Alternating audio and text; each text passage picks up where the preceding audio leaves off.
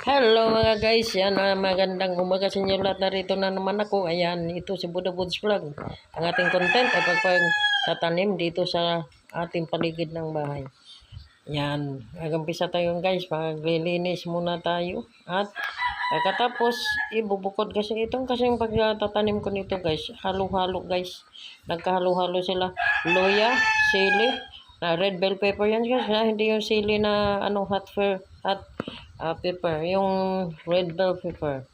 Yan. Tapos, itong talong, halo-halo guys, ang ginawa ko, tinanggal ko kasi ang daming tanim na sili na red bell pepper. Kaso, nagka-dikit-dikit sila ng puno.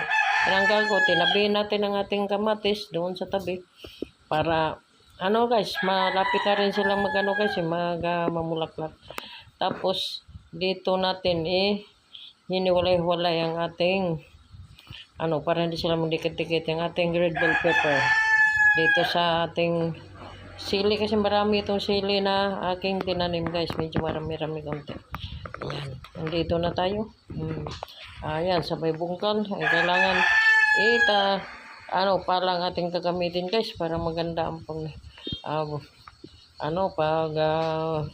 butas ng lupa. Kasi doon natin i-transfer ang ating kamatis. Ayan. Ayan. Pagkatapos na yan guys, itatanim natin ang ating mga nilipat na kamatis. Ayan.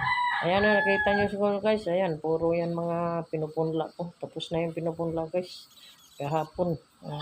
At ang ating lupa dito sa ating taniman at kailangan talaga ating bubungkalin para patuloy na lalambot ang lupa.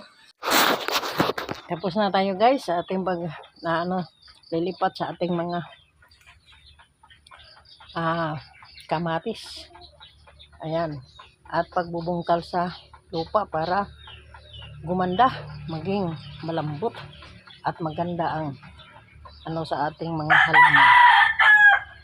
Kasi yun guys, bago ang lahat, don't forget to subscribe to my YouTube channel, Buddha Buds Vlog, at huwag kalimutan i-share and like and comment.